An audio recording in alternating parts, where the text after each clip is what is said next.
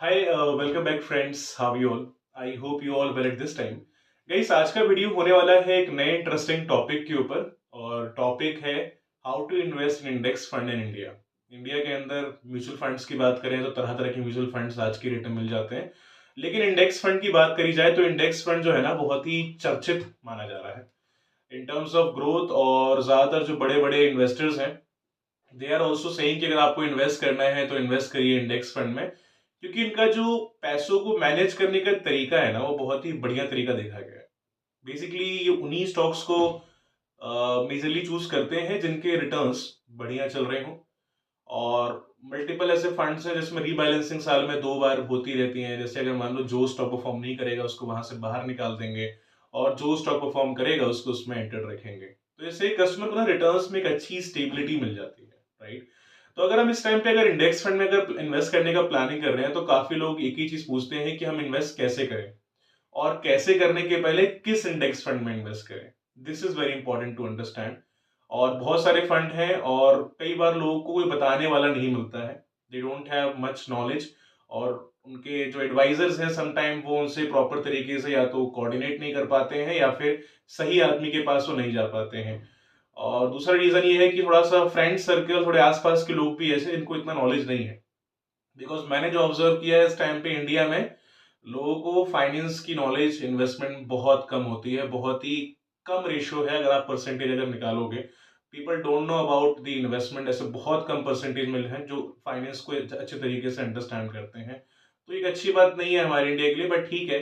धीरे धीरे इंक्रीमेंट हो रहा है लोगों के माइंड में फाइनेंस को लेकर के, जैसे जैसे ट्रेंड बढ़ रहा है आगे। तो ठीक है, उसको साइड करते हैं फिलहाल के लिए और हम लोग अपने टॉपिक पे चलते हैं। तो अपना टॉपिक है how to invest in index fund. हम ये जानने वाले हैं कि पूरा जर्नी क्या होता है, आप किस टाइप से इंडेक्स फंड में इन्वेस्टमेंट कर सकते हैं, और इंडेक्स फंड में इन्वेस्ट करने के पहले आप कैसे अपने लिए एक बेस्ट इंडेक्स फंड का सिलेक्शन कर सकते हैं।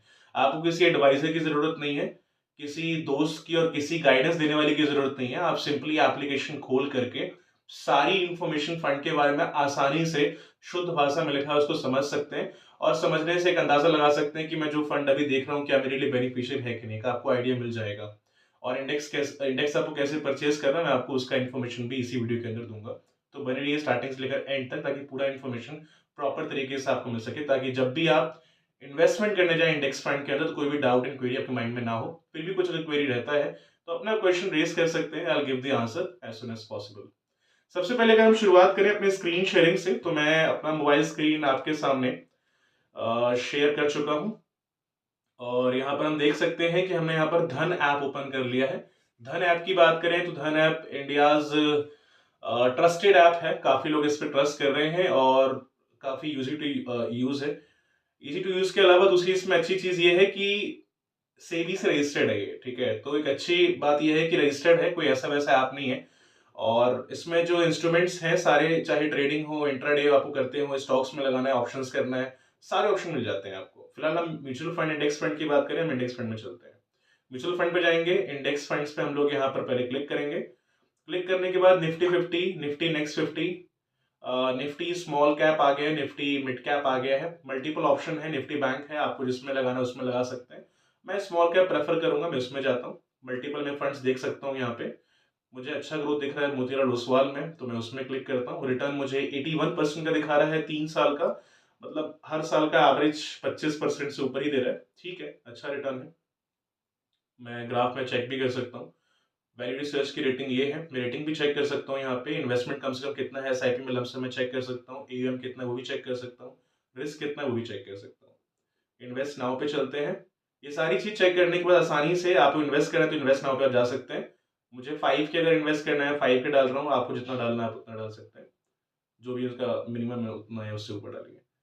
अच्छा, एसआईपी डेट मैं यहाँ पे जो चूज कर रहा हूँ, या आप खुद भी चूज कर सकते हैं। जैसे मैंने एग्जांपल के लिए 15 तारीख है, तो मुझे 15 को अपने अमाउंट को डेबिट करवाना है, तो मैं रख सकता हूँ।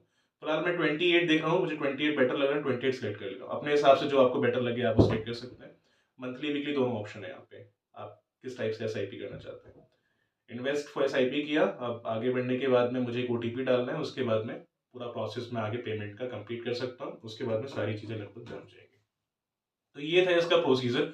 आपको मैंने फंड के बारे में ना स्टेप बाय स्टेप इन्फॉर्मेशन नहीं दिया, क्योंकि फंड की इन्फॉर्मेशन आप थोड़ा सा अपने एंड से आप भी रिसर्च करिए, क्योंकि अगर हम उस पर अगर वीडियो बनाएंगे तो बहुत सारे फंड्स हैं और आपका रिस्क टेकिंग कैपेसिटी क्या है मुझे नहीं पता है कि आप स्मॉल कैप में इन्वेस्ट करना चाहते हैं कि मिड कैप में कि लार्ज कैप में कि फ्लेक्सी कैप टाइप फंड्स में कि निफ्टी बैंक में कि निफ्टी नेक्स्ट 50 में।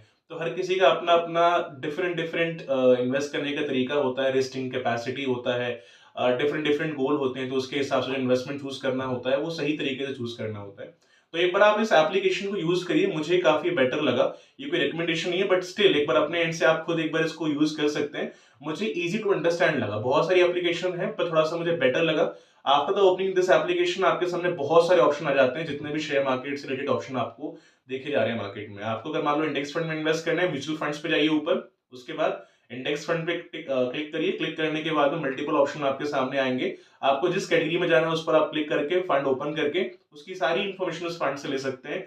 इवन मैंने आपको कुछ चीजें और इसमें दिखा देता मैं, अगर आप चाहते तो इवन आप उसमें चेक भी कर सकते हैं कि इसमें कंपनी कहाँ कहाँ पैसा लग रहा है आपका, इनके जैसे और भी सिमिलर कौन से फंड्स हैं। अगर आप वो भी चेक करना चाहें तो वो भी आसानी से चेक कर सकते हैं। अगर आप चाहते हैं प्रॉपर आपको इस वीडियो मिले अगेन, तो will make the another video on this, ताकि आपको पूरा इन्फॉर्मेशन प्रॉपर तरीके से क्लियर हो जाए। तो गाइज आई होप ये वीडियो आपके लिए काफी हेल्पफुल रहा होगा। फिर भी कुछ अगर क्वेश्चन है, अपना क्वेश्चन आप रेज कर सकते हैं कमेंट में। I try to give the answer as much possible. तो मिलते हैं नेक्स्ट वीडियो में, तब तक के लिए have a nice day. Thank you.